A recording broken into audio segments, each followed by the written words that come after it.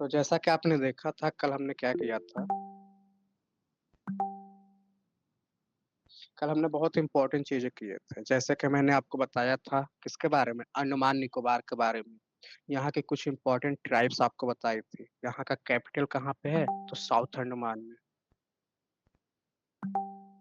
Okay, recording हो रहा है आप लोग। ओके।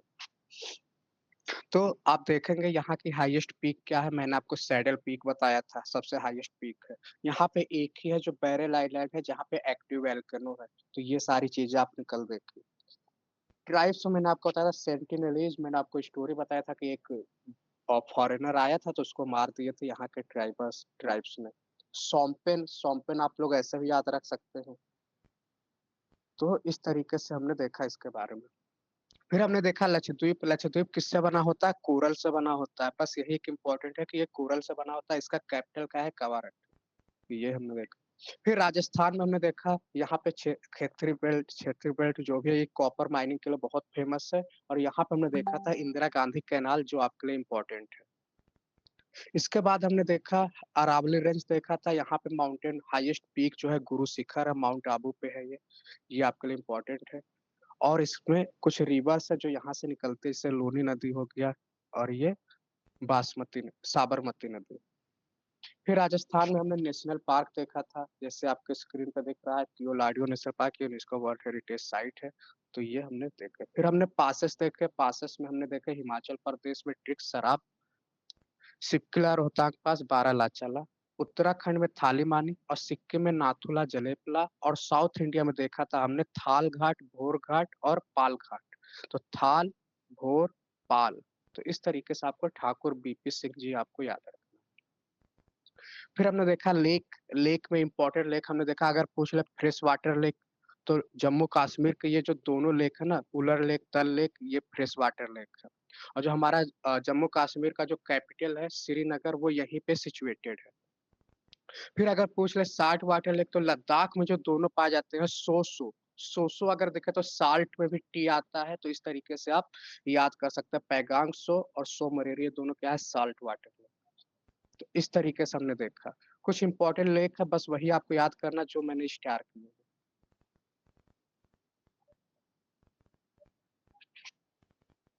फिर नेशनल पार्क हमने देखा था, तो नेशनल पार्क जो मैंने स्टार किया है बस वो आपको देख लेना है ना। कुछ जैसे सुंदरबन, आप जानते हैं कि यहाँ पे बंगाल टाइगर पाया जाता है, तो वर्ल्ड का सबसे लार्जेस्ट सुंदरबन यहाँ डेल्टा के लिए फेमस है। गिर किस लिए फेमस है? यहाँ पे एशियाटिक लायन पाया जाता है, गुजरात में है। और केबुल लेमजाओ बहुत फेमस है। और ये किस राज्य में है आप लोग बताइए? केबुल लेमजाओ नेशनल पार्क किस राज्य में है? सब लोग कंफ्यूज होते हैं, मिजोरम और मणिपुर में लोग कंफ्यूज होते हैं। तो ये कॉन्सेप्ट अपना क्लियर रखिए, ऑप्शन में देगा मिजोरम और मणिपुर और आप लोग कंफ्यूज होंगे। तो कुछ ट्रिक बना के इसको याद रखिए। और ये फ्लोटिंग नेशनल पार्क है, आप लोग जानते हैं यहाँ के बारे में हर एक चीज। फिर हमने देखा था ये सारे नेशनल पार्क हमने देख लिए थे। केरल वाला इंपॉर्टेंट है। केरल में एक वेम्बनाड लेक है, अष्टामुडी लेक है, तो वो आपके लिए इंपॉर्टेंट है, तो वो आप एक बार देख सकते हैं। फिर हमने देखा रामसर साइट। तो रामसर साइट किस तारीख को मनाते हैं? तो ये हुआ था 2 फरवरी, आई थिंक था 2 फरवरी को रामसर जो वेटलैंड होता है ना उसको बचाने के लिए मनाते हैं। यहाँ जो वाटर होता है स्टेगनेंट अवस्था में होता है, पानी रुका हुआ होता है। यहाँ पे नाइट ये जो प्लांट होते हैं साल्टी होते हैं और ऑक्सीजन की कमी होती है, इसलिए इनके रूट जो होती है पानी के ऊपर होती है, जिसे न्यूमेटोफोर कहते हैं। ये मैंने आपको कल सारी चीजें बताई थी। हाँ, जिम कॉर्बेट नेशनल पार्क मैंने कल आपसे पूछा था, इसे हैले नेशनल पार्क कहते हैं। ये 1935 में बना था, सबसे oldest national park of India है जो उत्तराखंड में है। यूपी में एक नेशनल पार्क आप लोग जानते हैं, दुधवा नेशनल पार्क। ओके, तो ये हमने देखा। फिर हमने और क्या देखा था? रामसर साइट देखे थे। तो रामसर साइट में जो बेसिक है इसमें कुछ उतना इम्पोर्टेंट नहीं है, बस आपको लेटेस्ट वाले याद रखने हैं। वो भी आप बार बार देखोगे तो आपको याद हो जाएगा। जैसे राजस्थान में, एक छत्तीसगढ़ में, तमिलनाडु में ये ऐड हुआ, तो बस इतने आपको याद रखने हैं। तो ये हो गया कल का। अब हम आते हैं आज के क्लास के ऊपर। और आज का क्लास आपके स्क्रीन पे। आज की क्लास भी बहुत इंपॉर्टेंट है। क्योंकि ये सारे इंपॉर्टेंट चीजें मैंने आज इसमें ली है। 1 मिनट।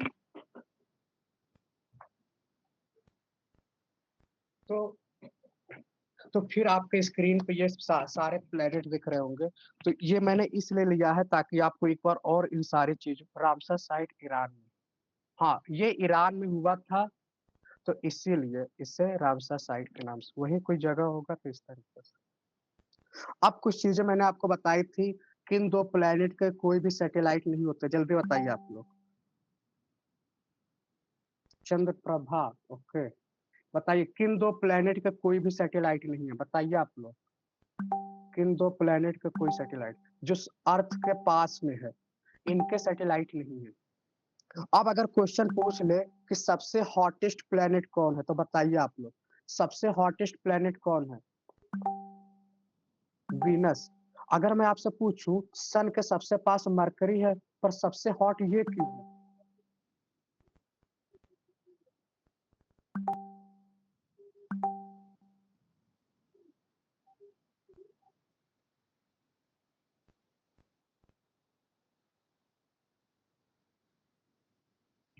एक एक मिनट।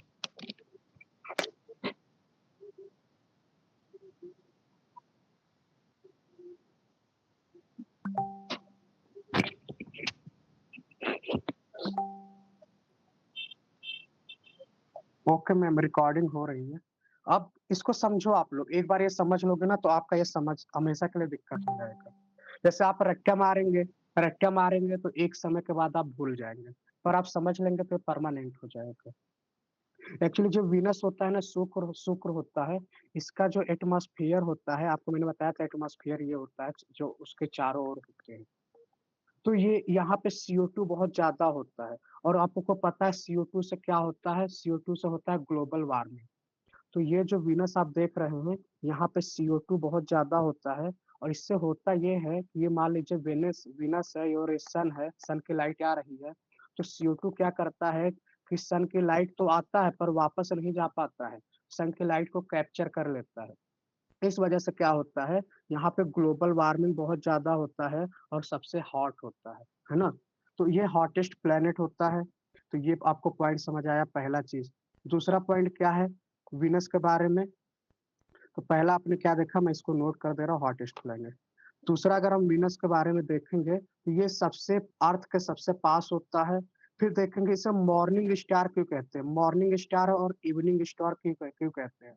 क्योंकि जब ये अर्थ सन के चारों ओर मूव कर रहा होता है, तो ये एक ऐसे पोजीशन पे रहता है, आपको पता है प्लेनेट जो है वो दिखाई नहीं देते हैं, है ना? प्लेनेट एकदम सही बताया आपने, प्लेनेट जो होते हैं वो दिखाई नहीं देते हैं, पर वीनस एक ऐसा प्लेनेट है जो सन की वजह से एक ऐसे ऑर्बिट में मूव करता है कि ये अर्थ से सुबह भी दिखाई देता है, शाम को भी दिखाई देता है, इसलिए इसको कहते हैं evening star and morning star भी कहते हैं। वीनस को अर्थ का ट्विन भी कहते हैं, वीनस को अर्थ का ट्विन भी कहते हैं। बताइए ट्विन क्यों कहते हैं? क्योंकि ये ऑलमोस्ट अर्थ के साइज का होता है, और ये ऑलमोस्ट अर्थ के साइज का होता है ना, इसीलिए क्या कहते हैं, इसे ट्विन स्टार कहते हैं, मतलब ट्विन प्लेनेट कहते हैं। जैसे अर्थ होता है सेम गैसेस, वहां भी CO2 पाया जाता है, अर्थ में भी CO2 पाया जाता है, तो इस वजह से इसे वहां भी एटमॉस्फेयर यहाँ पे, तो इसलिए इसे ट्विन ऑफ अर्थ कहते हैं। तो ये आपको समझ आए। दूसरा अगर पूछ ले सबसे स्मॉलेस्ट प्लेनेट कौन है, तो ये अर्थ, मरकरी जो है ना, सन के सबसे पास में है, तो ये सबसे स्मॉलेस्ट प्लेनेट है, इस तरीके से आप देख सकते हैं। फिर अगर और क्वेश्चन पूछ ले रेड प्लेनेट किसे कहते हैं, तो मार्स को रेड प्लेनेट कहते हैं। क्यों कहते हैं बताइए आप लोग?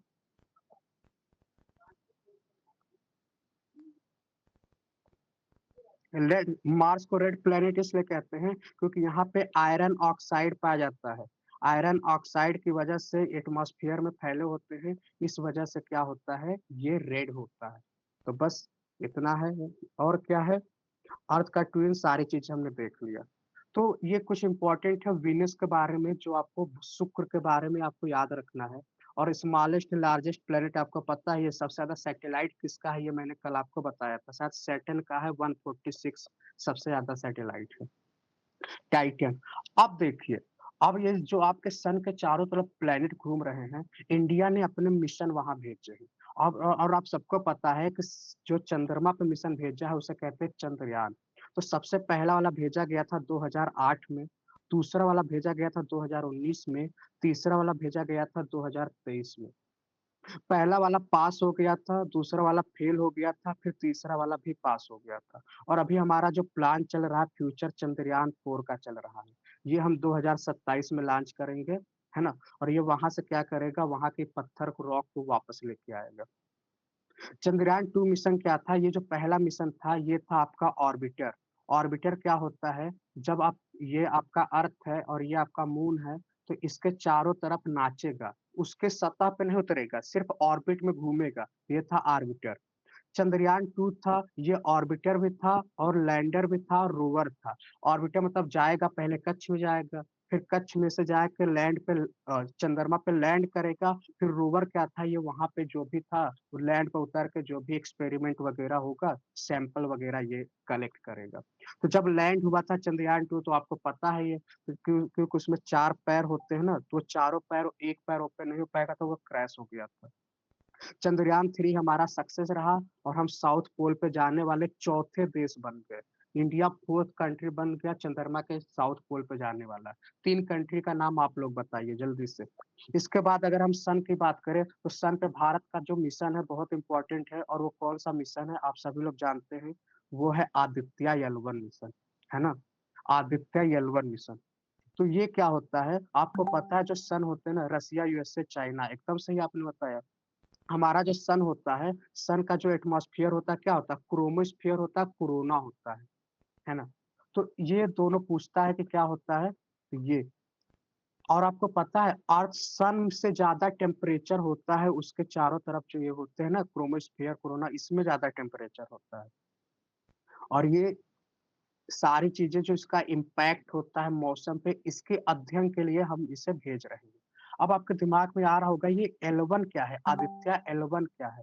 तो आदित्य एल 1 क्या है, इसे लैग्रेंज पॉइंट कहते हैं। मतलब कि अगर ये आपका अर्थ है, ये आपको अर्थ दिख रहा होगा, और ये आपका सन है, तो ये लैग्रेंज पॉइंट 1 क्या है, अर्थ और सन के बीच में एक पॉइंट है यहाँ पे। अब सन से जितने भी इंफॉर्मेशन है ये कलेक्ट करेगा और अर्थ को कम्युनिकेट करेगा। इससे फायदा क्या होगा, अगर कुछ सन से कोई दिक्कत आने वाली होगी पृथ्वी पे, तो हम लोग को पहले पता चल जाएगा, तो क्योंकि इसी से होके आएगा ना। और भी जो इंफॉर्मेशन है इसके बारे में वो हमें पता चलेगा। तो ये पॉइंट सबसे सुटेबल है। वैसे देखा जाए तो यल 4 पॉइंट है, लेग्रेंज पॉइंट 4 है। 1, 2, 3 और 5, और एक ये 4 है, टोटल 5 है। तो ये सबसे अच्छा पॉइंट है ना? और लैग्रेंज पॉइंट क्या है, स्टेबल पॉइंट है। यहाँ पे हमारा सैटेलाइट आराम से रहेगा, उसे कोई दिक्कत नहीं होने वाला है। तो ये हमने देखा। और ये लॉन्च किससे हुआ, तो इसरो का एक है PSLV C-57 रॉकेट लॉन्चर है। तो ये PSLV, ये सब मैं आपको अभी आगे वाले क्लास में बताऊंगा कि PSLV, GSLV, SLV ये सब क्या होते हैं। लो अर्थ ऑर्बिट, जियो सिंक्रोनस अर्थ ऑर्बिट, है ना? तो ये सारे ऑर्बिट आपको हम बताने वाले हैं। फिर चंद्रमा, मंगलयान, तो हमने देखा, अभी अभी हमने देखा सन पे भारत ने मिशन भेजा। भारत ने शुक्र पे मिशन भेजा, अभी भेजेगा इन फ्यूचर में, अभी तक नहीं भेजा है। शुक्र पे इन फ्यूचर, मार्स पे भेजा है, मार्स पे MOM भेजा है, मार्स आर्बिटर मिशन, है ना? ये 2008 में भेजा था। सन पे जो अभी भेजा है 2023 में भेजा है, आपने जानते हैं। अभी आदित्य एल 1 मिशन मैंने आपको बताया। तो फिर हम आते हैं मार्स, इसे कहते हैं मंगलयान। जो शुक्र पे भेज रहे हैं उसे कहते हैं शुक्रयान, है ना? तो ये क्या है, इसरो इसे लॉन्च किया था, 2013 में लॉन्च किया था, है ना? और ये क्या था, ऑर्बिटर था। आपको याद रखना है, मार्स यानी कि मंगल के सतह पे नहीं उतरा था, उसके चारों तरफ घूम रहा था।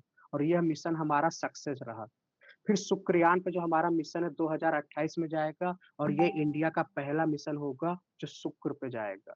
तो नाम आपको, ये डेट आपको 2028 याद रखना, कहीं अगर पूछ ले तो इस तरीके से आप देख सकते हैं। ऐसे तो उन सबका तो ढेर सारे मिशन है, बस आपको इंडिया का ही याद रखना है। ये वीनस, इसको मार्स वाले को MOM कहा था, इसको VOM कहेंगे, वीनस ऑर्बिटर मिशन। ओके। अब एक चीज देखिए, आपने देखा होगा कि कैसे मिसाइल, ये सैटेलाइट लॉन्च होता है। तो सैटेलाइट लॉन्च करने के दो तरीके हैं, एक ये अर्थ है, एक ये मून है। तो अमेरिका के पास जो होती है, उनके पास जो सैटेलाइट लॉन्चर होती है बहुत स्ट्रांग होती है। तो वो लोग डायरेक्ट लॉन्च कर देते हैं, एक ही बार में भेज देते हैं। इससे क्या होता है, समय कम लगता है। पर इंडिया के केस में आप जानते हैं इंडिया कितने जुगाड़ू लोग हैं। ये क्यों पैसे खर्च करेंगे? इंडिया क्या करता है अपना सैटेलाइट लॉन्च करता है, फिर पहले अर्थ के ऑर्बिट में धीरे-धीरे अर्थ के ऑर्बिट से एक-एक स्टेप बाहर निकलता है। फिर जब ये अर्थ के ऑर्बिट से निकलता है तो आपको पता है जो अर्थ की वो होती है ना 11.2 होती है ना क्या बोलते हैं जो ग्रेविटेशनल वो होता है कुछ। हमने बहुत अमेरिका जितने रुपए में लॉन्च करता है उससे 10 गुने कम पैसे में हमने लॉन्च किया। तो ये अर्थ के ऑर्बिट से जैसे बाहर निकलता है ट्रांजेक्टरी कहते हैं और ये जाता है अर्थ के मून के ऑर्बिट में। फिर मून के सबसे बाहर ऑर्बिट से धीरे-धीरे अंदर के ऑर्बिट में आएगा और जो फाइनल वाला ऑर्बिट होगा वहाँ पे लो अर्थ ऑर्बिट में चला जाएगा और लो अर्थ ऑर्बिट पे घूमता रहेगा और मून के बारे में हमें नॉलेज देता रहेगा। तो ये आपको समझ आया। तो अब आते हैं ग्रासलैंड। ग्रासलैंड आपके एग्ज़ाम के लिए बहुत इम्पोर्टेंट है ना? तो ग्रासलैंड क्या होता है? मैंने आपको बताया था कि जो ये हमारा क्या है, ये आपको पता है, ये कौन-सी लाइन थी जो अर्थ के बीचों हमारी इंडिया के बीचों-बीच से जा रही थी, बताइए आप लोग? इस लाइन का नाम बताइए आप लोग?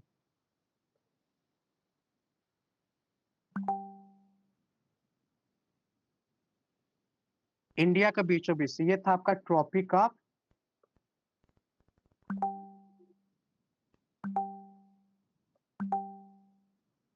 ये था आपका ट्रॉपिक ऑफ कैंसर, ओके? फिर आपने देखा था इसके नीचे की लाइन थी और यहाँ से ऑलमोस्ट यहाँ से आप देखे होंगे इक्वेटर था, है ना? मान लो इक्वेटर था और फिर आपने देखा ट्रॉपिक ऑफ कैप्रिकॉर्न देखा, ओके? तो आपने एक चीज़ नोटिस किया, ये मैंने आपको बताया था कि ये वाला जो होता है ना, ये क्या होता है? ट्रॉपिकल ज़ोन होता है और ऊपर जो वाला वाला जो होता है वो क्या होता है? टेम्परेट होता है, आपको याद आ रहा है? तो आपने देखा कि ये ट्रॉपिकल में कौन सा पाया जा रहा है? Tropical grassland.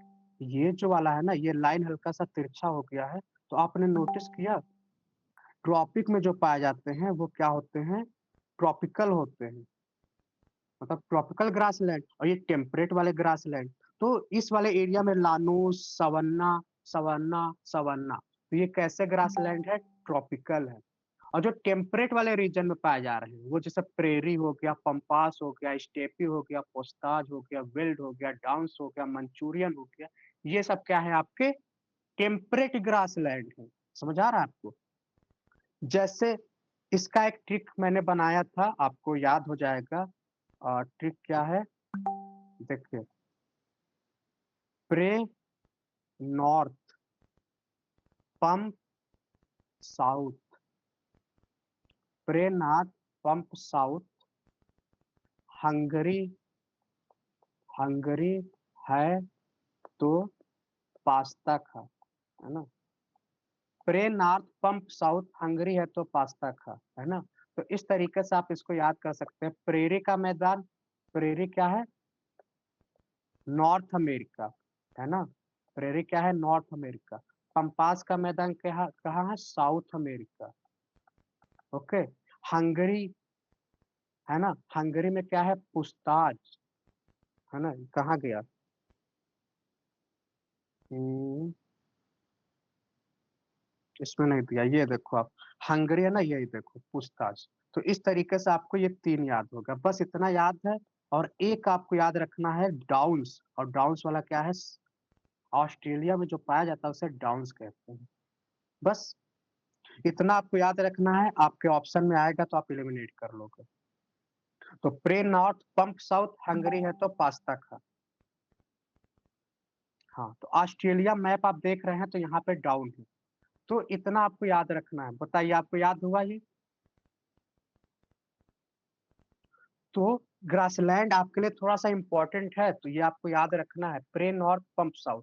अब ये जो प्रेरी का मैदान है, ये अमेरिका में पाया जाता है। इसे बास्केट इसे जानते हैं क्या कहते हैं? बास्केट कहते हैं of the world, wheat basket of the world, है ना?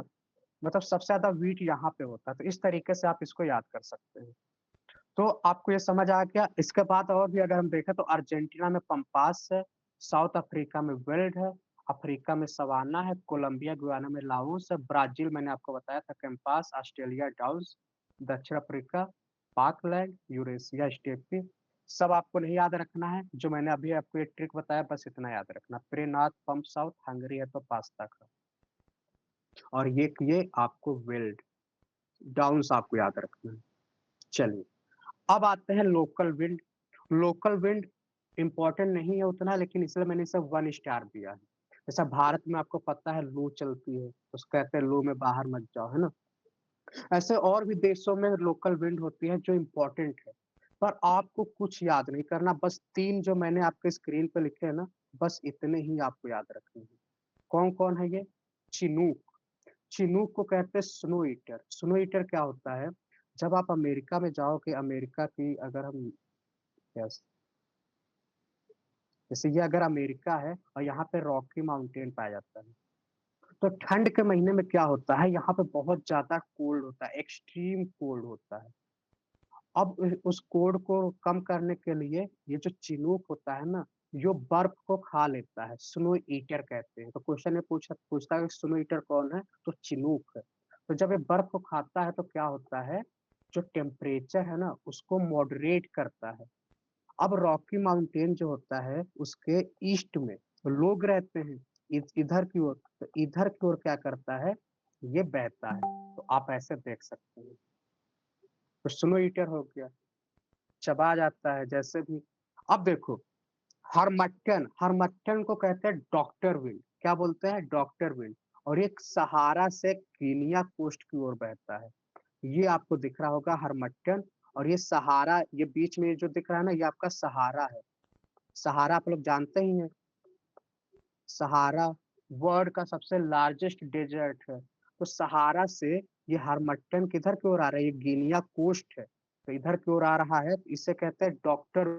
डॉक्टर विंड क्यों कहते हैं?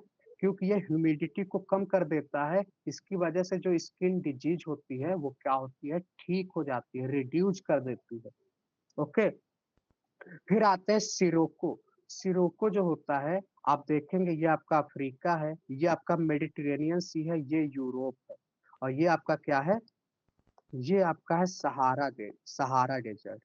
तो यहाँ से जब हवाएं चलती है ना, तो रेगिस्तान से क्या होती है, बालू, आयरन ऑक्साइड, ये सारी चीजें लेके जाती है ना। और फिर ये मेडिटेरेनियन सी के बाद जो इटली आता है, इटली में बारिश करती है, बारिश करती है।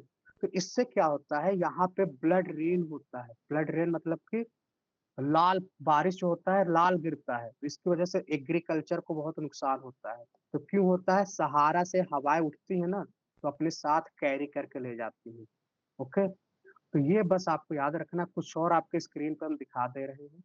जैसे सिरोको आपने देख लिया, हरमट्टन देख लिया आपने, पंपेरो, पंपास, पंपेरो ये तो आप कर ले जाओगे। चिनूक ये मैंने आपको दिखा दिया, है ना। ब्रिक फीडर ये आपका ऑस्ट्रेलिया का है। बूरा, मिस्ट्रल ये सब क्या है, कोल्ड है। तो इस तरीके से आपने देखा।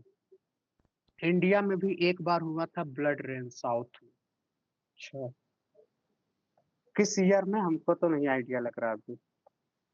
अब आते हैं अंतरराष्ट्रीय सीमाएं। अंतरराष्ट्रीय सीमाएं भी आपके लिए इंपॉर्टेंट नहीं है, बस जो इंपॉर्टेंट है सिर्फ एक इंपॉर्टेंट है। इंडिया पाकिस्तान के बीच और इंडिया बांग्लादेश के बीच में एक लाइन होता है, वो है आप लोग जानते हैं, कल आप लोगों ने बताया था, रेड क्लिफ लाइन।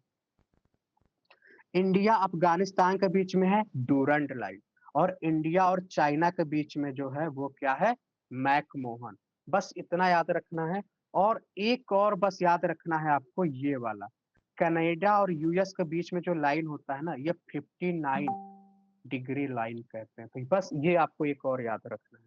तो कनाडा और यूएस तो आपके स्क्रीन पे मैंने दिया है, तो ये और साथ में 49 आपको याद रखना है।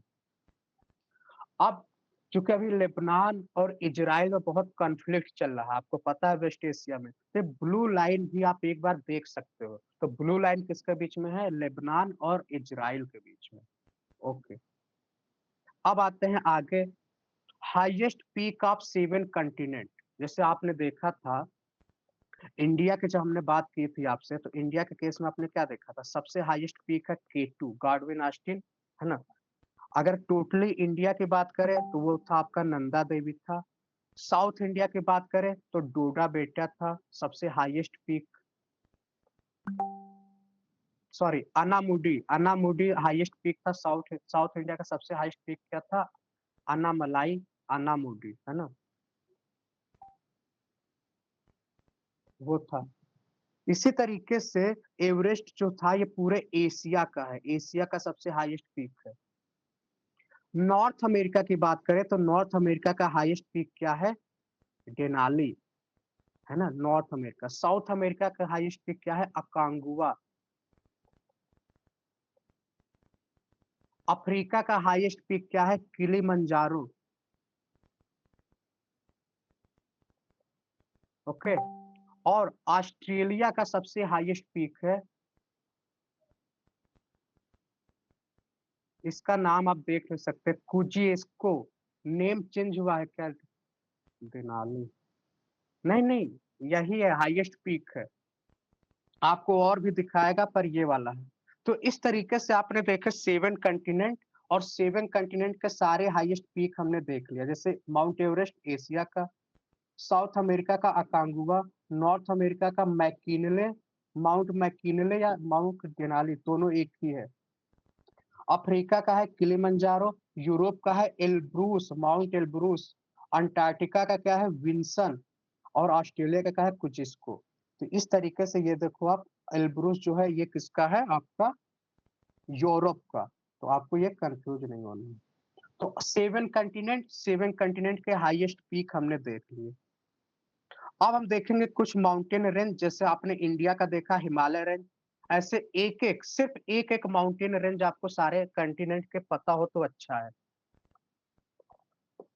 जैसे अमेरिका में, अमेरिका का जो ये वाला था ना, ये वाला, इसे रॉकी माउंटेन कहते हैं। क्या? Rocky mountain. और ये वाला जो है ये है एप्लीसियन माउंटेन। अब एक चीज इंपॉर्टेंट, ये है आपका ओल्ड फोल्ड माउंटेन, और रॉकी वाला जहां तक हमें लग रहा है यंग फोल्ड माउंटेन है। एक बार मैं देख लूंगा, लेकिन ये वाला तो कंफर्म है।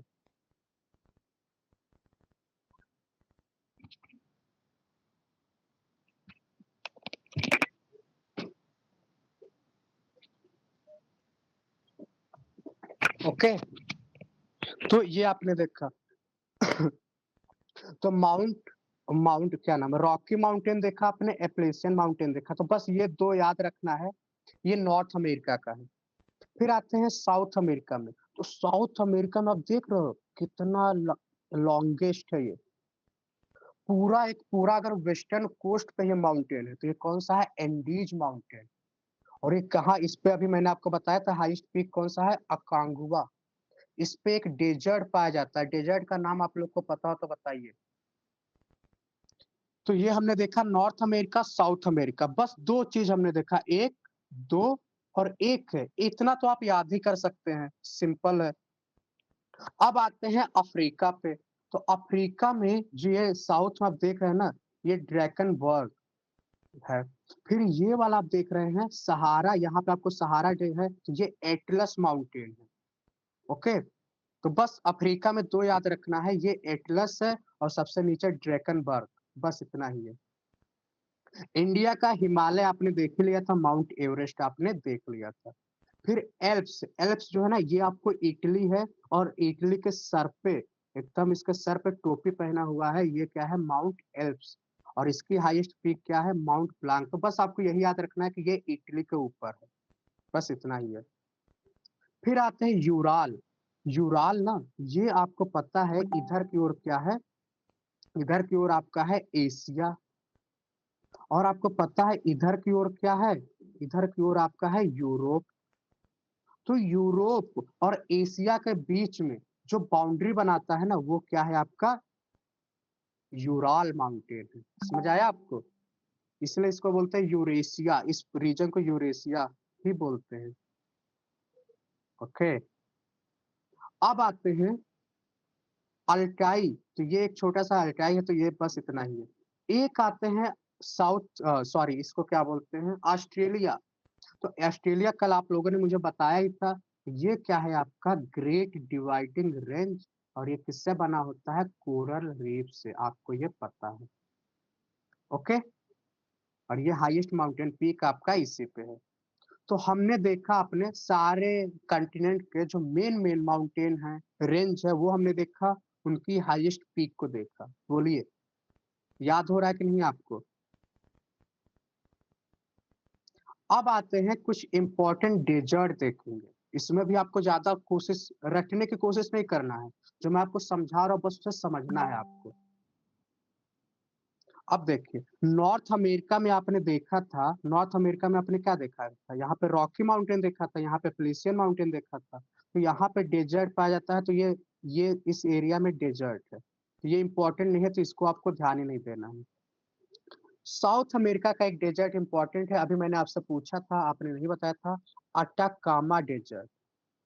पूछ लेता है किस कहाँ है, तो साउथ अमेरिका में है, और किस माउंटेन पे है अटाकामा डेजर्ट, तो आप जानते ही हैं यहाँ पे कौन सा माउंटेन है, बताइए आप लोग। ये कौन सा माउंटेन रेंज पे अटाकामा डेजर्ट है? अभी मैंने आपको बताया था, एंडीज माउंटेन। ओके, अब आते हैं अफ्रीका, बहुत इंपॉर्टेंट है पूरे वर्ल्ड का। एंडीज नहीं होगा, सॉरी, हाँ एंडीज होगा। अफ्रीका आते हैं, बहुत इंपॉर्टेंट है, पूरे वर्ल्ड का सबसे लार्जेस्ट डेजर्ट है। वर्ल्ड का सबसे लार्जेस्ट डेजर्ट क्या है? सहारा डेजर्ट, अफ्रीका के नॉर्थ में है। और अफ्रीका के साउथ में भी दो डेजर्ट है। मैंने आपको ट्राइब बताया था, ट्राइब याद आ रहा है? ट्राइब, मैंने कालाहारी डेजर्ट में ट्राइब बताया था, बताइए आप लोग। एक ट्राइब का नाम बताया था जो कालाहारी डेजर्ट में पाए जाते हैं, और ये नामीब डेजर्ट है, निग्रो नहीं है। ये अफ्रीका में है बट निग्रो का नहीं है। ओके, कोमल जी ने सही गेस किया, बुशमैन, है ना?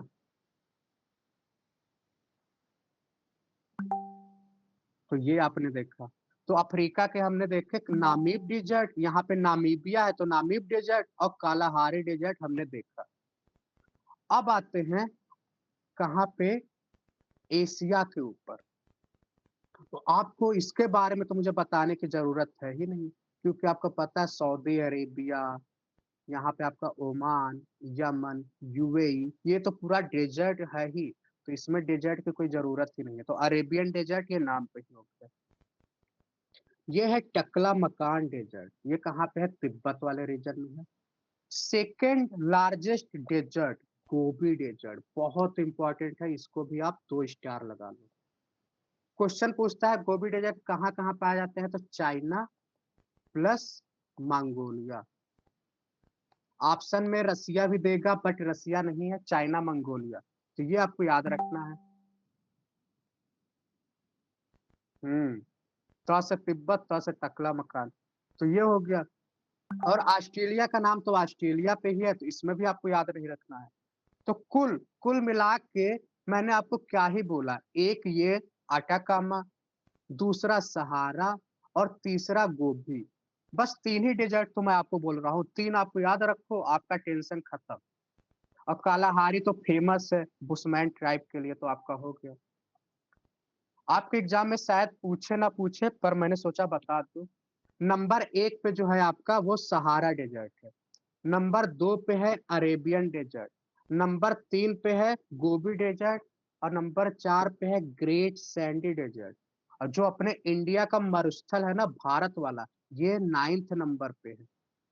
तो अगर टॉप 4 पूछे, तो इंडिया टॉप 4 में है ही नहीं, इंडिया नंबर 9 पे है, थार डेजर्ट। तो समझ आया आपको? तो ये आपको पता चला।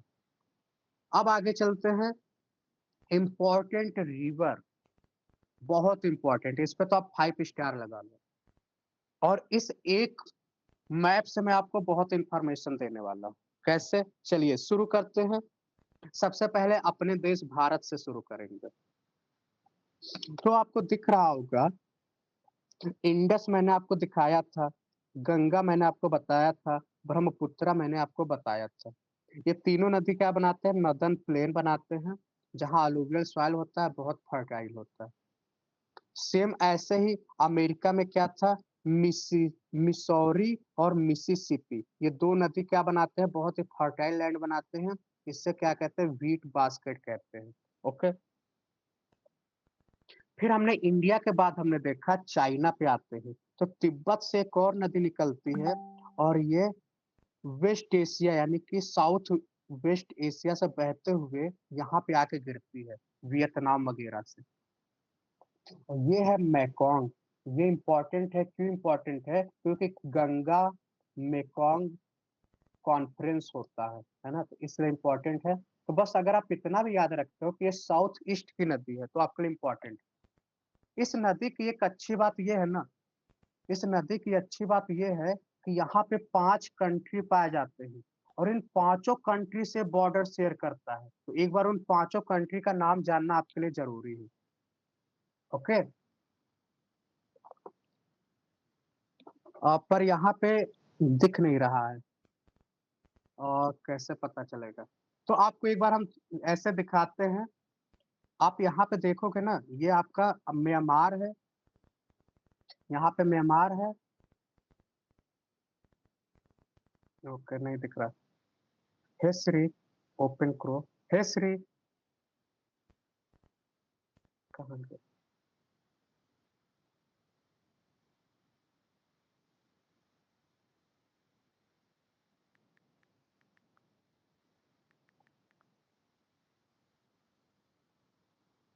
साउथ ईस्ट,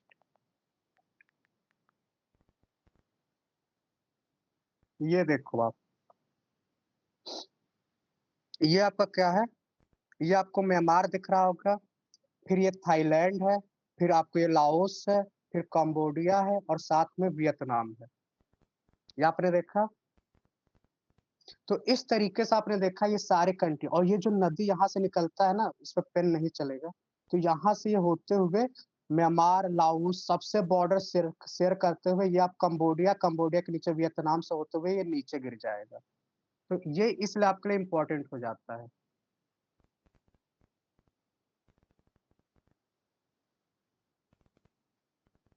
तो ये हमने देखा। तो आपके लिए मेकोंग इम्पोर्टेंट है। एक नदी है जो इसमें नहीं दिया है, तो वो मैं आपको दे दे रहा हूँ। ये नदी यहाँ से निकलता है और म्यांमार होते हुए यहाँ नीचे गिरता है। इस नदी का नाम बताइए आप लोग। बहुत फेमस नदी है। ये नदी बहुत फेमस है जो म्यांमार में बहती है।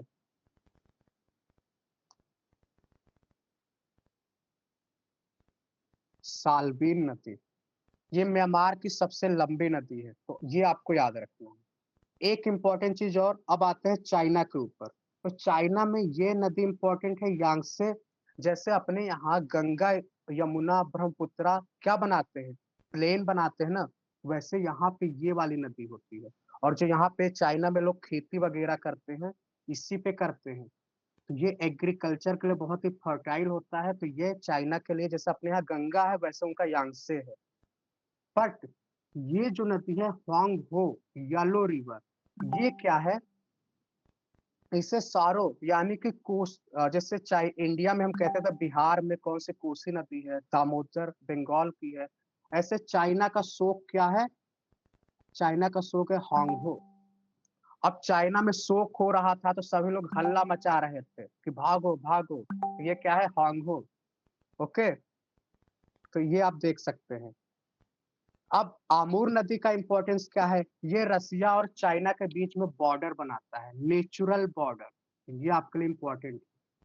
आमूर नदी जो है रसिया और चाइना के बीच में नेचुरल बॉर्डर बनाता है। ओके, तो ये आपने देखा चाइना।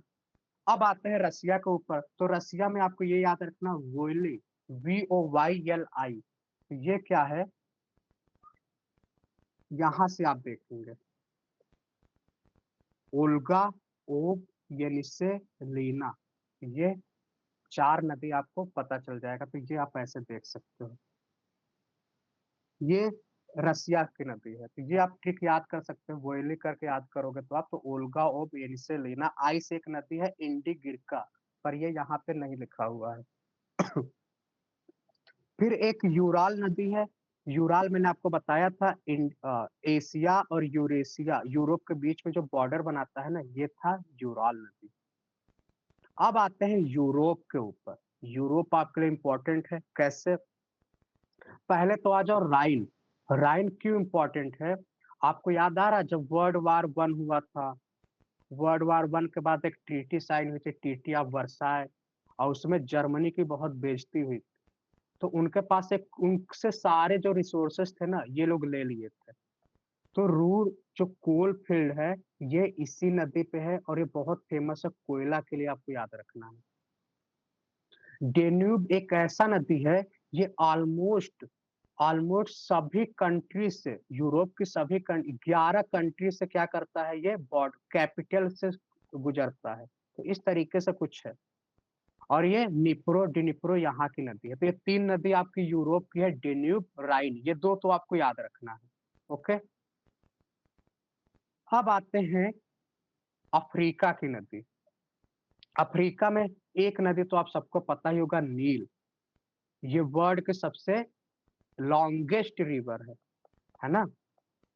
ये कहाँ से निकलता है तो आपको पता है, व्हाइट व्हाइट नील। शुरू में ये एक नील नहीं होता है, ये 2 होता है। एक आपका क्या होता है, एक होता है आपका ब्लू और दूसरा होता है व्हाइट।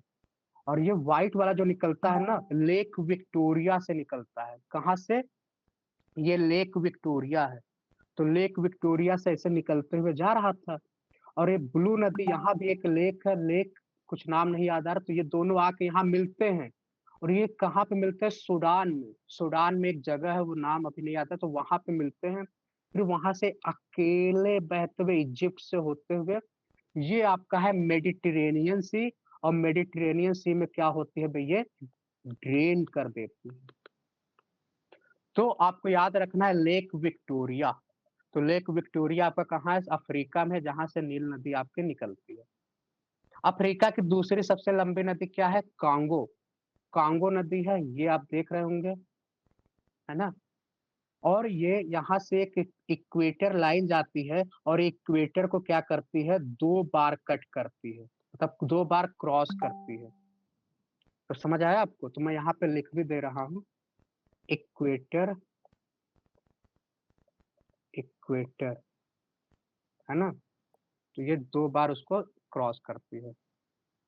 फिर आते हैं, आगे चलते हैं। जाम्बेजी नदी, ये भी इंपॉर्टेंट है थोड़ा सा। और ओरांग, ये कालाहारी डेजर्ट के पास पाया जाता है। तो मेन आपको याद रखना, कांगो नील तो आपको याद होगा। एक नाइजर है, ये नाइजर नदी को ऑयल रिवर कहते हैं क्योंकि यहाँ पे ऑयल बहुत ज्यादा पाया जाता है। और अफ्रीका के सबसे, अच्छा, अफ्रीका के सबसे लार्जेस्ट कंट्री कौन है? जैसे एशिया की बात करें तो एशिया में रसिया है। ऐसा अफ्रीका में टोटल 54 कंट्री है और उसमें से सबसे लार्जेस्ट कौन सा है? नाइजीरिया।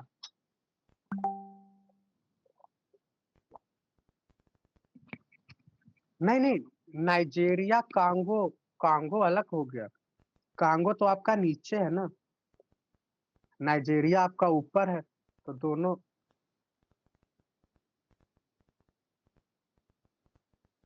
यहाँ ऐसे अल्जीरिया, नाइजर, नाइजीरिया, कुछ ऐसे कंट्री है तीनों।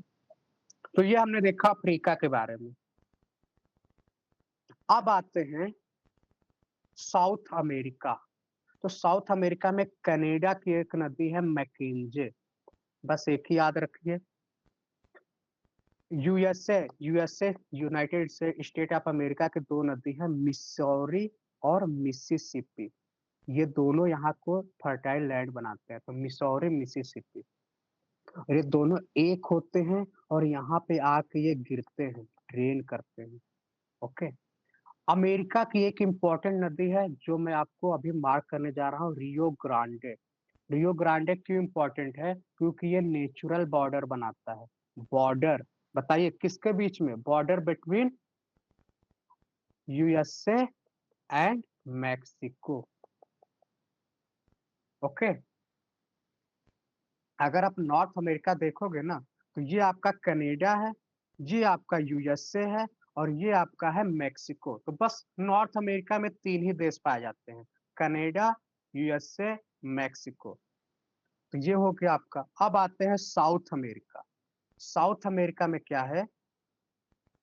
एक नदी आपके लिए इंपॉर्टेंट है, अमेजॉन। अमेजन नदी आप जानते ही होंगे, ये कहाँ पे है? ब्राजील में पाया जा रहा है। कहाँ पे ड्रेन करता है? तो ये क्या है? अंटार्कटिक, अटलांटिक ओशियन, है ना? अटलांटिक ओशियन में ड्रेन करता है। अच्छा, सारगासो सी कहाँ पे पाया जाता है? सारगासो सी आप लोग जानते हैं? सारगासो सी की अच्छी बात ये होती है, इसका कोई बॉर्डर ही नहीं है। ये पानी के थ्रू ही अपना बॉर्डर बना लेता है। तो बोलिए, रिवर समझ आया कुछ आपको? रिवर में कोई डाउट, समझ आया? ओके, ज्यादा याद ही नहीं करना था। नॉर्थ अमेरिका में मैकेंजी जो कनाडा का है, मिसूरी मिसिसिपी यूएसए का है। बस हो गया। रियो ग्रांडे जो मैक्सिको अमेरिका के बीच में बॉर्डर बनाता है। अमेजन वर्ल्ड का लार्जेस्ट नदी है, आपको रटा हुआ है।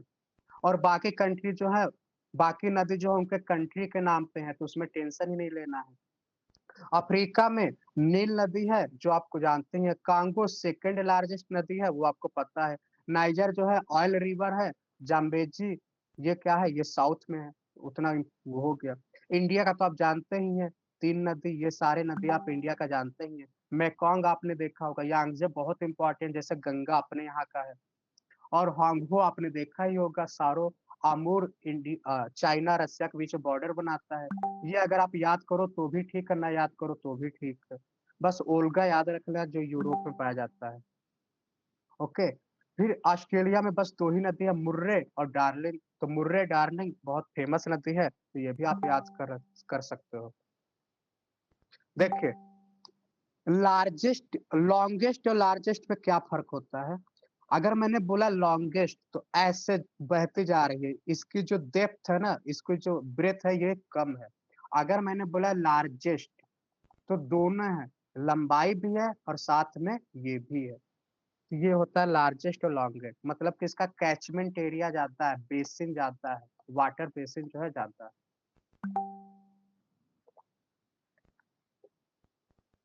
नील आपका है लॉन्गेस्ट। ये जो नदी है, ये आपका है लॉन्गेस्ट। चलिए, तो ये आपको डार्लिंग और मुर्रे समझ आया? तो ये हो गया। अमेजन आपका लार्जेस्ट है। एक यहाँ पे नदी है फिट्जरॉय, फिट्जरॉय करके है। ये ट्रॉपिक ऑफ कैप्रिकॉर्न को 4 बार काटती है, 4 बार। तो ये ऑस्ट्रेलिया का नदी आपको याद होना चाहिए। तो बस ये दो नदी है, बहुत बेसिक है। यहीं पे ग्रेट डिवाइडिंग रेंज है, और यही इकलौता जगह है जहाँ पे ये लोग एग्रीकल्चर का काम करते हैं। बाकी सारा लैंड तो ऑस्ट्रेलिया का खराब है। हर जगह कहीं पे डेजर्ट है, कहीं पे माउंटेन है, बस यही एक क्या है? Plain land. अब क्या है?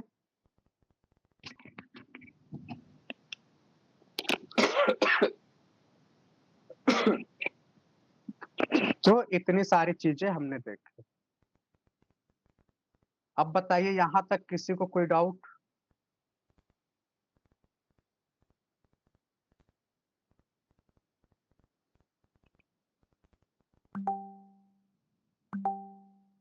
याद हो जाएगा, एक बार और मैं कल रिवाइज कराऊंगा। देखो, आपने देखा होगा अपने देश में इतनी ढेर सारी नदियां हैं, तो मैं आपको हर कंटिनेंट से बस दो दो नदी बता रहा हूँ, तो वो तो आपको वैसे भी याद हो जाना चाहिए, है ना? चलिए, अच्छा, मैं एक सिचुएशन दे रहा हूँ, आप लोग को बताना है कि क्या इसमें क्या सही होगा। ये वाला आपको याद हो गया है ना? खरीफ क्रॉप, रबी क्रॉप आपको याद हो ही गया होगा। तो इसमें मैंने आपको ट्रिक बताया था। रवि जो है मेरा दोस्त है, मैं उससे जलता हूँ क्योंकि उसके पास BMW जी सीरीज कार है। और जी सीरीज कार है, मतलब कि वो गेम भी बहुत खेलता है। तो इसके लिए आप क्या याद रखोगे? ये वाला याद कर लोगे, आज सच में राई में गेम खेला, है ना?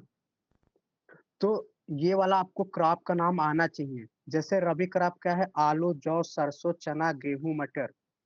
खरीफ क्रॉप में क्या है? अरहर, गन्ना, धान, बाजरा, ज्वार, मक्का, तिलहन। तो अरे गधा बाजा मत बजा। तो अगर आप एक भी याद करते हो तो दूसरा अपने आप याद हो जाएगा। ओके। 2011 का सेंसस, वो तो मैं करा दूंगा, पर अभी जो लेटेस्ट वाला सेंसस हो रहा है ना, उसमें भी कुछ इंपॉर्टेंट पॉइंट है। तो ये वाला सेंसस वो वाला सेंसस कल हम दोनों एक साथ करा देंगे। हाँ, अभी जो रवि क्राफ्ट चल रही है, तो रवि के पास जानते हैं BMW जी सीरीज कार है, तो BMW जी सीरीज कार है तो गेम भी खेल रहा है। तो गेम किससे खेल रहा है? तो आज सच में राय में गेम खेला। तो इस तरीके से आप कंफ्यूज नहीं होगे, तो ये एक याद करोगे तो दूसरा वाला अपने आप याद हो जाएगा, है ना? चलिए, तो इस तरीके से हमने सारी चीजें देख ली है, ट्राइब्स वगैरह देख ली है। अब क्या बचा ज्योग्राफी में? अब जो आपको बचा है वो मैं आपको बता दूं। अब आपका बचा मानसून, है ना? इंडिया का मानसून, ये कई सारी चीज है। सेंसस है, सेंसस आपको करा देंगे।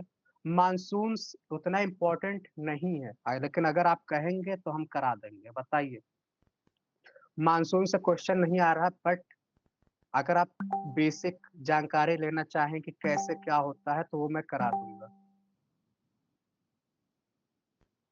ओके, बताइए आप लोग, क्योंकि मानसून ना, मानसून बहुत ज्यादा कंसेप्चुअल है। मानसून जब मैं आपको कराऊंगा तो मैं आपको बता दूं कैसे बताऊंगा। जैसे ये आपका अर्थ है, अर्थ पे आपका इक्वेटर है, तो यहाँ पे हवाएं बहती हैं, इसको ट्रेड विंड कहते हैं। तो ट्रेड विंड में क्या होता है, इक्वेटर ऊपर की ओर आता है तो इसे ITCZ कहते हैं, इंटर ट्रॉपिकल कन्वर्जेंस जोन। ये ऊपर से हवा, यहाँ हवा आते दोनों टकराती हैं तो ITCZ बनाती हैं। फिर इससे क्या होता है, जब ये इक्वेटर है, इंडिया अपना यहाँ पे है, तो ये हवाएं, ये ट्रॉपिक इक्वेटर ऊपर की ओर हो जाता है, तो यहाँ से हवाएं ऐसे घूम जाती हैं, तो साउथ वेस्ट मानसून आता है। तो इस तरीके से भारत में मानसून आता है। ओके, चले, तो बेसिक बताना है तो मैं अभी बता दे रहा हूँ, बट क्वेश्चन जो आएगा एग्जाम में उसके पॉइंट ऑफ व्यू से बस मेन मेन बता देंगे। तो ये हो गया। तो इस तरीके से आपने देखा ITCZ, है ना? अब एक चीज आपको देखना है कि कोरियोलिस फोर्स का नाम सुना आप सभी ने? कोरियोलिस फोर्स, मैं इसलिए ये मानसून नहीं करा रहा था ना, क्योंकि बहुत कंसेप्चुअल है, और बहुत कंसेप्चुअल है तो आपको बहुत समझना होगा। तो कोरियोलिस फोर्स क्या होता है आपको आना चाहिए। जेट स्ट्रीम आपको मैं बताऊंगा। जो हवाएं चलती है, हवाएं कई प्रकार की होती हैं। तो जैसे ये आपका अर्थ है, ये इक्वेटर है। मैम कह रही है रहने दीजिए। ये आपका ट्रॉपिक ऑफ, ये इक्वेटर है, ये ट्रॉपिक ऑफ कैंसर है, ट्रॉपिक ऑफ कैप्रिकॉर्न है। तो यहाँ पे ट्रेड विंड बहती है, ये ट्रेड विंड है, इसे परमानेंट विंड कहते हैं। फिर ये वाला जो लाइन है, ये वहां इसे कहते हैं पुरवैया, नाम सुना आपने? वेस्टर्लीज कहते हैं इसे। ये वाला यहाँ पे बहता है, ईस्टर्लीज बहता है। ये वेस्ट से ईस्ट की ओर बहता है तो इसे वेस्टर्लीज कहते हैं।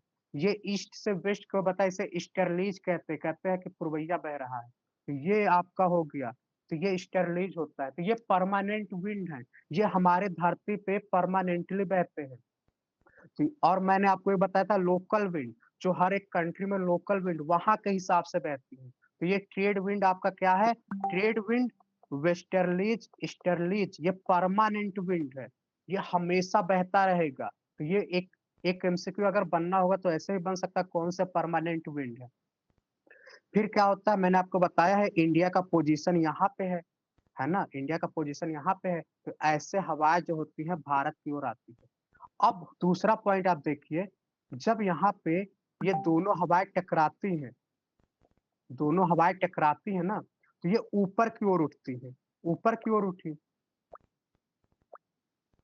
हाँ, मैं कह रहा था इसीलिए ये बहुत मतलब, ये एक बार में तो समझ नहीं आएगा, बहुत ज्यादा कंसेप्चुअल है ये।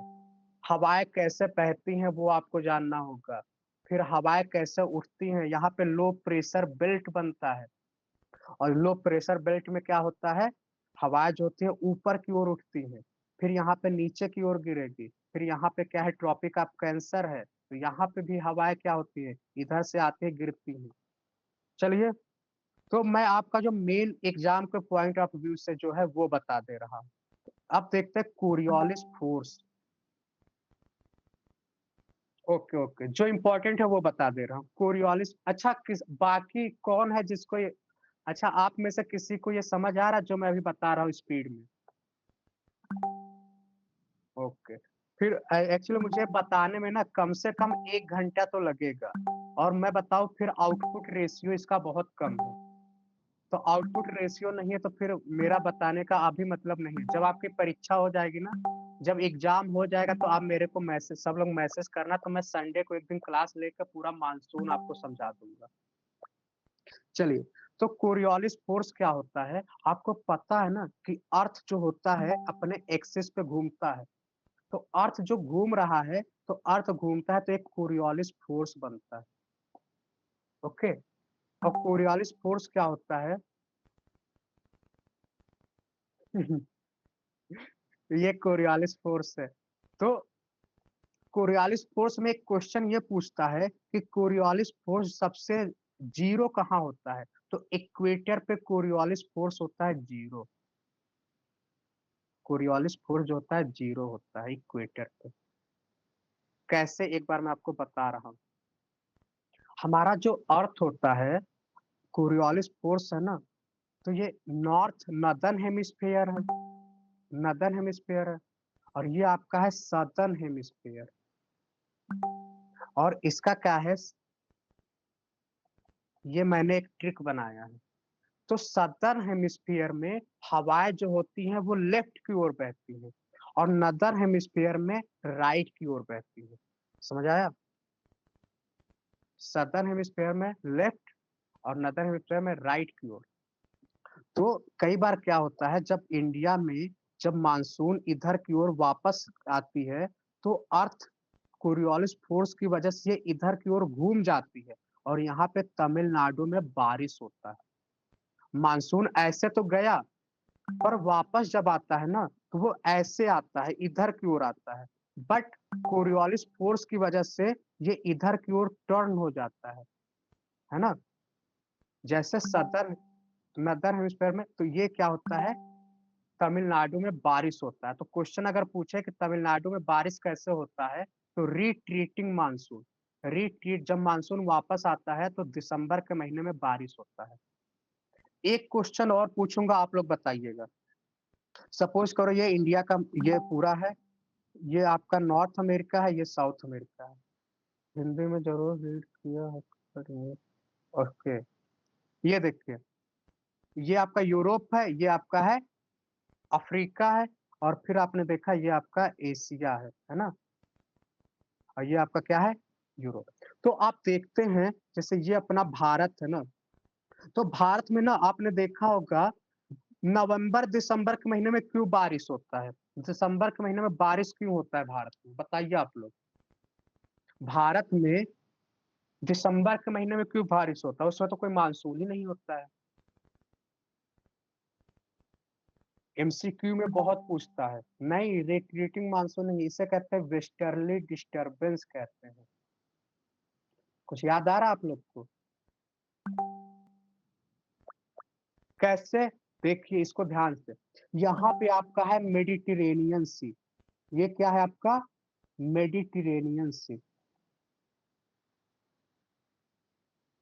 अब होता क्या है, यहाँ से हवाएं बहती हैं, हवाएं जो है बहती हुई आती हैं, और नॉर्थ इंडिया में बारिश करती हैं। तो ये भारत के वेस्ट में है ना, तो इसीलिए इसको बोलते हैं वेस्टर्ली डिस्टरबेंस। समझ आया? तो अगर क्वेश्चन पूछे कि नॉर्थ इंडिया में, जैसे आप लोग बोल रहे हैं रिट्रीटिंग मानसून, तो रिट्रीटिंग मानसून से साउथ में बारिश होता है। अगर मैं पूछूं नॉर्थ इंडिया में बारिश किससे होता है, तो वेस्टर्ली डिस्टरबेंस से होता है, पश्चिमी विक्षोभ। ओके, हिंदी नाम भी अच्छा है। तो इस तरीके से ये एक इंपॉर्टेंट क्वेश्चन है। फिर दूसरा एक पॉइंट और बता दे रहा हूं, ताकि आपको और पता चले। आप जब और ये मैप देखेंगे, इसी में देखते हैं, आप ये मैप ध्यान से देखो। अगर मैं इक्वेटर से डिवाइड कर दूं, तो आप देखेंगे कि ये वाला जो पोर्शन है इसमें लैंड ज्यादा है। बताइए लैंड ज्यादा है कि नहीं है? इसमें पूरा का सदर्न हेमिस्फीयर में ओशियन का ओशियन ज्यादा ओशियन है ना? अब हमें एक चीज ये बताइए, लैंड और ओशियन, इसमें कौन जल्दी गर्म होता है? लैंड और ओशियन में से जल्दी कौन गर्म होता है? लैंड। और ठंडा कौन जल्दी होता है? ठंडा कौन जल्दी होता है? लैंड। तो लैंड जो होता है जल्दी गर्म होता है और जल्दी ठंडा हो जाता है। और आपको पता है कि अगर कोई चीज है, अगर मान लो कोई चीज है और वो गर्म हो रही है, मतलब कि उसका टेम्परेचर इंक्रीज हो रहा है, तो टेम्परेचर इंक्रीज होता है तो प्रेशर क्या होता है, डिक्रीज होता है, क्योंकि टेम्परेचर प्रेशर एक दूसरे के इनवर्स होते हैं। तो यहाँ होता क्या है भारत के केस में, ये सपोज करो आपका भारत है, तो जून के महीने में क्या होता है, ये लैंड जो होते हैं बहुत गर्म होते हैं। तो गर्म होते हैं तो इनका प्रेशर क्या होता है, कम होता है। और इनका जो यहाँ पे ओशियन होते हैं ना, इनका क्या होता है, टेम्परेचर प्रेशर क्या होता है, ज्यादा होता है। और आपको पता है हाई से लो की ओर प्रेशर जो होता है वो बहता है।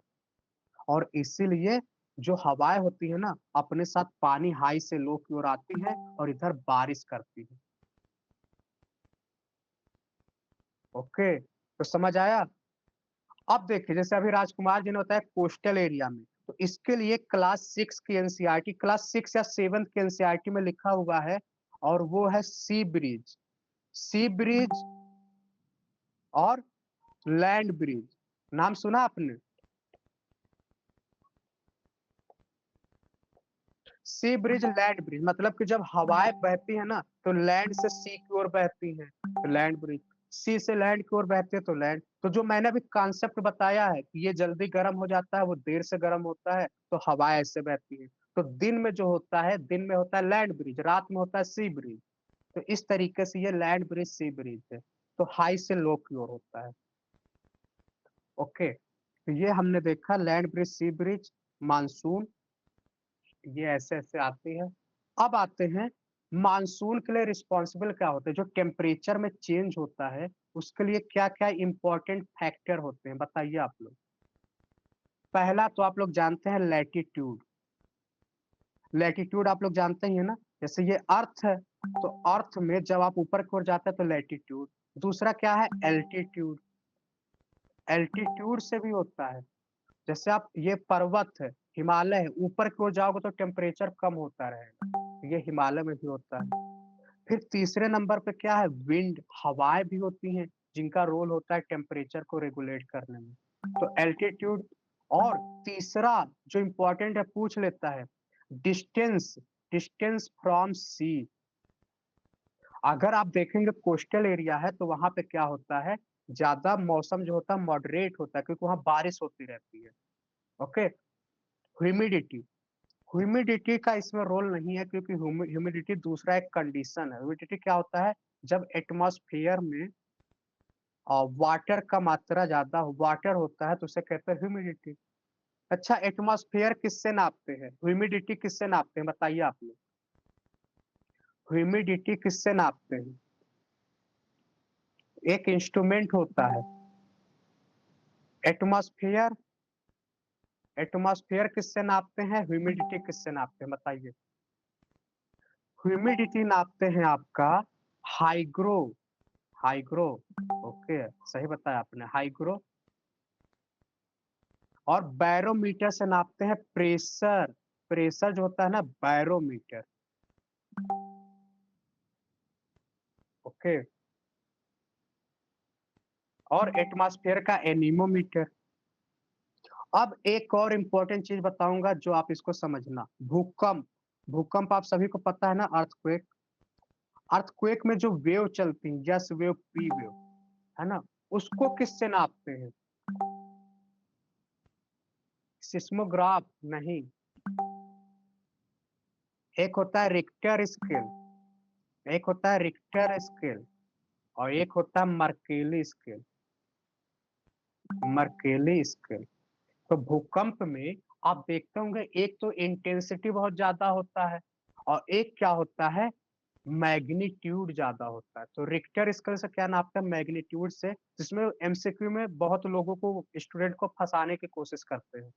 तो मैंने सोचा ये कब तक फंसाएंगे, इसका परमानेंट सॉल्यूशन निकालना बहुत जरूरी है। तो मैंने क्या ट्रिक बनाया, रिक्टर, रिक्टर सॉरी, रिक्टर, रिक सॉरी, रिक्टर मांगे माँ का टेंशन। रिक्टर इतना अच्छा बच्चा है कि अपने मम्मी से सारा टेंशन वो मांग लेता है और उसकी मम्मी आराम से रहती है। तो रिक्टर स्केल से मैग्नीट्यूड, रिक्टर स्केल से मैग्नीट्यूड, मांगे मतलब मैग्नीट्यूड। ओके। और मार्क का मतलब कि मर्केली, तो मर्केली से क्या हो गया, टेंशन, इंटेंसिटी। बोलिए, अब आप कभी भूलेंगे इससे। रिक्टर मांगे माँ का टेंशन, तो रिक्टर स्केल से क्या, रिक्टर से मैग्नीट्यूड और मर्केली से इंटेंसिटी। तो ये आपका एक अच्छा क्वेश्चन है, अगर इन फ्यूचर वो पूछ लेगा, क्योंकि पूछता है, मैंने देखा है क्वेश्चन बहुत पूछता है, क्योंकि जहां कंफ्यूजन होता है वहां एग्जामिनर के लिए क्वेश्चन बनना स्वाभाविक हो जाता है। तो ये हमने आज बहुत देख लिया है, मेन मेन चीज मैंने देखा है। बस ज्योग्राफी, कल हमारा ज्योग्राफी का आखिरी दिन है। तो कल हमारा ज्योग्राफी का आखिरी दिन है। तो कल जो भी चीजें बची हुई है वो हम सारा एक साथ कंपाइल करेंगे और पूरा क्लास में खत्म कर देंगे। फिर इसके बाद हम शुरू करेंगे साइंस या इकोनॉमी या एग्रीकल्चर, इन तीनों में से ये सब छोटे छोटे हैं, तो ये दो दिन में हो जाएंगे। चलिए, थैंक यू आज के लिए, अब मिलते हैं कल। Good night.